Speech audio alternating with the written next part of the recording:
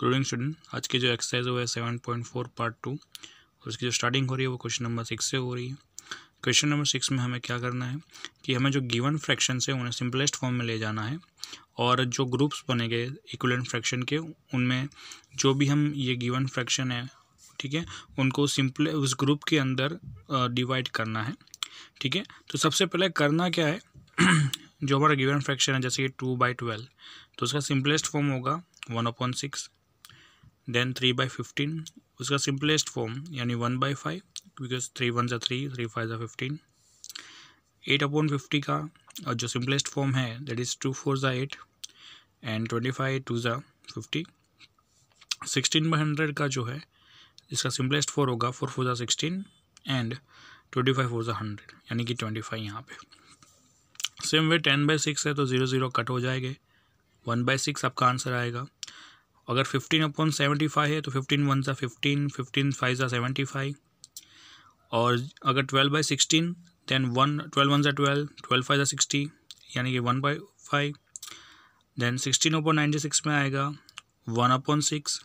ठीक है, नाउ 12/75 जो फ्रैक्शन है उसके अंदर जो 3 4 12 एंड 3 25 75 होता है, उसी तरह 12/72 है तो हम उसके टेबल को ध्यान में रखते हैं। 12 1 12 एंड 12 6 72, दैन 3/18 जो है उसमें 3 1 3 एंड 3 6 18, एंड लास्ट 4/25 जो है उसका सिंपलेस्ट 4/25 रहेगा। तो जब हमने इन सबका सिंपलेस्ट फॉर्म लाए, हम लोअर तक हमने जब इसका फ्रैक्शन किया तो एक चीज़ का हमने फाइंड आउट किया कि यहाँ पे 3 अलग अलग ग्रुप बन रहे हैं इक्विवेलेंट फ्रैक्शन के। जैसे जो पहला ग्रुप जो है वो होगा 1/6, देन सेकंड 1/5 एंड थर्ड 4/25, यानी कि अगर आप सबके आंसर चेक करोगे तो या तो 1/6 होगा या तो 1/5 होगा या फिर 4/25। तो नीचे जो है यहाँ पे उस ग्रुप को डिवाइड किया गया है 3 ग्रुप में, 1/5, 1/6, 4/25। अब ऊपर के फ्रैक्शन में से जिसके आंसर में लास्ट में सिंपलेस्ट फॉर्म में 1/5 आया होगा उन सबको यहाँ पे ब्रैकेट में शो किया गया है, जैसे BFG। तो अगर BFG की बात करें तो देखिए B में भी 1/5 है, F में भी 1/5 सिंपलेस्ट फॉर्म है और G इसमें भी 1/5 है। देन सेकेंड ग्रुप में है 1/6, तो उसमें जो है AEHJK। ठीक है, तो देखिए AEHJK का आंसर चेक करते हैं तो A में देखिए 1/6 है, E में देखते हैं हम लोग, ये रहा 1/6, ओके, H 1/6 यहाँ पे, 10K 1/6। ठीक है, तो यहाँ पे इसलिए AEHJK था। नाउ थर्ड ग्रुप जो है दैट इज़ 4/25। तो 4/25 में कौन कौन से जो नंबर आने वाले हैं that is CDIL, C 4/25, D 4/25, I 4/25 और L 4/25। ठीक है, यानी हमने क्या किया, सबसे पहले तो फ्रैक्शन गिवन फ्रैक्शन को सिंपलेस्ट फॉर्म में लाए, फिर जब हमें लगा कि इक्विवेलेंट फ्रैक्शन मिल रहा है तो उनको 3 अलग अलग ग्रुप में डिवाइड किया, क्योंकि मेजर आंसर में तीन ही फ्रैक्शन जो है वो बार बार शो हो रहे थे। देन आफ्टर मैं ग्रुप बनाया 1/5, 1/6 और 4/25 का, और उनके हिसाब से सभी नंबर्स को जो है हमने फीड किया ब्रैकेट में। ठीक है, नाउ अब क्वेश्चन नंबर 6 की तरफ जाते हैं हम, 7 की तरफ। तो क्वेश्चन नंबर जो 7 है उसमें हमें क्या करना है कि हमें एक क्वेश्चन दिया गया कि ये चेक करना है कि गिवन फ्रैक्शन इक्विवेलेंट है कि नहीं, और हमसे ये भी पूछा गया है कि आप कौन सी मेथड यूज़ करोगे। तो देखिए क्वेश्चन नंबर 7 की बात करें तो यहाँ पे 2 फ्रैक्शंस है, 5/9 और 4/5। हम जिस मेथड से इसे जब कन्वर्ट करेंगे चेक करने के लिए कि इक्विवेलेंट फ्रैक्शन है कि नहीं, वो है जो LCM मेथड। इसमें है कि convert it into like fraction. सबसे पहले इनको लाइक फ्रैक्शन बनाने के लिए क्या करना है, 5/9 और 4/5 को 9 और 5 का LCM लेना है। तो हम जब LCM लेते हैं 5 और 9 का तो हमारा आंसर आता है 45। ठीक है, तो यहाँ पे अगर बात करें लेफ्ट हैंड साइड की तो 5/9 को अब हमारा आंसर 45 आना चाहिए, इसलिए 9 को हम 5 से मल्टीप्लाई करेंगे डिनोमिनेटर में और न्यूमरेटर में भी 5 से मल्टीप्लाई करेंगे। सेम अगर राइट हैंड साइड पे जाए 4/5 को, तो नीचे 5 है, हमारा आंसर 45 आना चाहिए क्योंकि हमारा एलसीएम 45 है। तो 5 × 9, तो अगर डिनोमिनेटर में जो है 9 मल्टीप्लाई हो रहा है तो न्यूमरेटर में भी 9 ही मल्टीप्लाई होगा। नाउ तो हमें आंसर क्या मिलेगा बेसिकली, 5 5 ज़ा 25, 9 5 ज़ा 45, 4 9 ज़ा 36, 5 9 ज़ा 45। तो ये चेक करना है क्या इक्विवेलेंट है, तो नहीं, ये बिल्कुल भी इक्विवेलेंट नहीं है, इक्वल नहीं है। ठीक है, तो यही सेम आंसर हमने सिंपलेस्ट फॉर्म में लिखा है कि 5/9 इज़ नॉट इक्विवेलेंट टू 4/5 या नॉट इक्वल टू 4/5।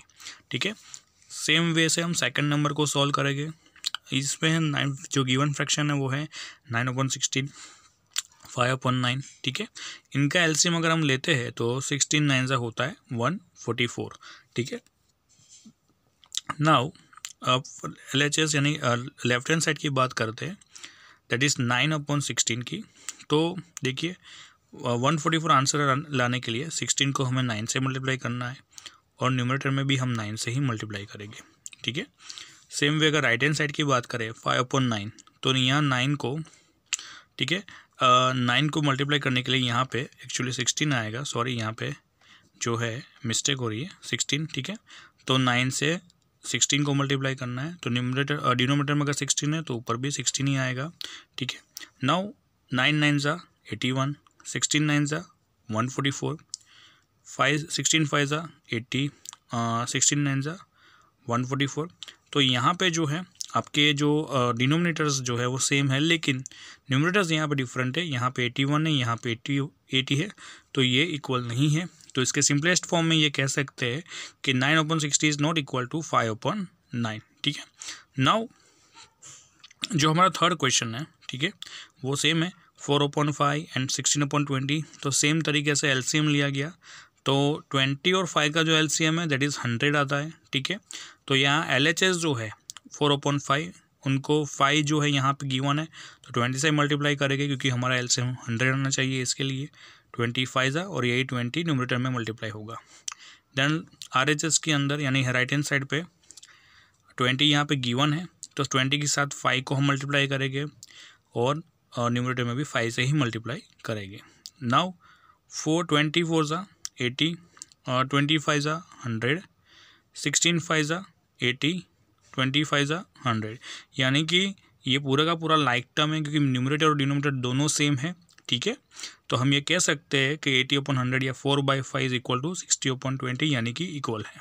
ठीक है, नाउ हम डी के तरफ जाते हैं। ठीक है, कि डी में क्या है, तो 1/15 एंड 4/30। तो यहाँ पे जो फैक्टर्स बनेंगे यानी कि एलसीएम ऑफ 30 एंड 15 इज़ 30। ठीक है, तो अब ये बिल्कुल गलती नहीं करनी कि दोनों को मल्टीप्लाई करना है, नहीं, हमें ठीक से फैक्टर निकालना है और फाइंड आउट करना है। नाउ बात करते हैं लेफ्ट हैंड साइड की, तो 1/15 था, अभी मुझे एलसीएम में 30 चाहिए, तो 15 2 ज़ा 30 एंड 1 2 ज़ा 2। नाउ 4/30 इज़ यहाँ पे जो है ऑलरेडी 30 है, तो यहाँ पे कुछ मल्टीप्लाई नहीं होगा। हाँ, सिर्फ लिखने के लिए हम लोग 1 लिख सकते हैं, नो प्रॉब्लम, नहीं लिखेगा तो भी चल जाएगा, बट 4/30। ठीक है, अब हमारे पास ऑलरेडी एलसीएम में 30 है, इसके लिए हमने यहाँ पे कुछ मल्टीप्लाई नहीं किया है। नाउ चेक करते हैं यहाँ पे LHS पे 1 2 ज़ा, ठीक है, तो सॉरी यहाँ पे 2 आएगा। ठीक है, तो 1 2 ज़ा 2, 15 2 ज़ा यहाँ पे एक्चुअली 30 आएगा। ठीक है, तो देखिए 2/30 और यहाँ पे 4/30। ठीक है, तो वो इक्विवेलेंट नहीं है, तो 2/30 इज़ नॉट इक्वल टू 4/30। ठीक है, यानी हम सिंपलेस्ट वे में ये कह सकते हैं कि 1/15 इज़ नॉट इक्वल टू 4/30। ठीक है, तो ये इक्वल नहीं है, ये हम यहाँ से कह सकते हैं। ठीक है, नाउ हम नेक्स्ट क्वेश्चन पे जाते हैं, दैट इज़ क्वेश्चन नंबर 8। तो क्वेश्चन नंबर 8 ये था कि जो दो गर्ल्स है ईला एंड ललिता, वो बुक पढ़ रहे हैं, तो हमें फाइंड आउट करना है फ्रैक्शन में कि किसने ज़्यादा जो है बुक पढ़ी है, कितने लंबे टाइम तक। ठीक है, so Ila reads 25 pages out of 100 pages. ठीक है, तो उसका फ्रैक्शन क्या होगा ईला का, तो fraction of reading pages of Ila that is 25/100 यानी कि 1/4 पेजेस। ओके, नाउ ललिता की बात करते हैं।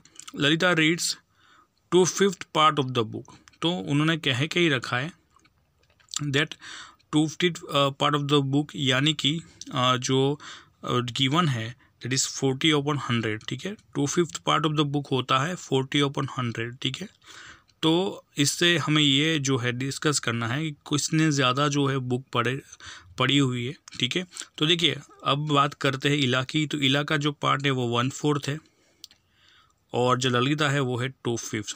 तो यहाँ पे जो है इसको मैंने बार्स में जो है वो शो किया हुआ है।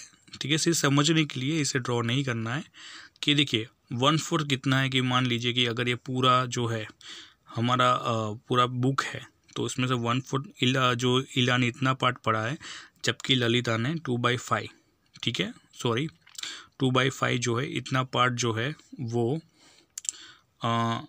पढ़ा हुआ है। ठीक है, तो हम ये यहाँ तो साफ ये चीज़ को दिख रहा है कि ललिता जो है उसने रीडिंग ज़्यादा किया है कंपेयर टू इला। ठीक है, तो हम कह सकते हैं so Ila read less book compare to the Lalita. ठीक है, ललिता ने क्योंकि 2/5 पार्ट रीड किया है, इला ने सिर्फ 1/4 ही किया है, तो 1/4 इज़ लेस देन 2/5। नाउ अब जो क्वेश्चन नंबर 9 है। ठीक है, तो सेम चीज़ इस तरह से रफ़ीक और रोहित की बात है, उन्होंने एक्सरसाइज की है। तो हमें ये फाइंड आउट करना है कि किसने ज़्यादा टाइम तक जो है एक्सरसाइज की है। ठीक है, तो रफ़ीक एक्सरसाइज 3/6 ऑफ एन आवर। ठीक है, 3/6 of an hour, while Rohit exercise 3/4 of an hour.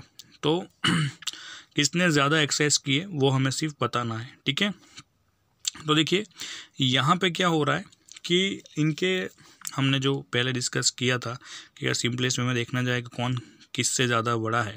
ठीक है, तो ये तो साफ दिख रहा है कि ये जो 3/4 है इज़ मोर देन 3/6। ठीक है, तो देखिए यहाँ पे इसलिए हिंट में जो है दिया गया है डिनोमिनेटर, जहाँ पे डिनोमिनेटर आपका कम हो उससे आप ग्रेटर मान सकते हो। तो ये मैं कह सकता हूँ कि अगर 3/4 जो है वो रोहित का आंसर है और 3/6 जो है रफ़ीक का आंसर है।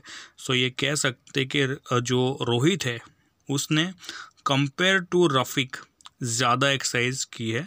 ठीक है, तो ये हमारा फ्रैक्शन का आंसर होगा कि 3/4 is more than 3/6, that's why Rohit exercise for a longer time than Rafiq.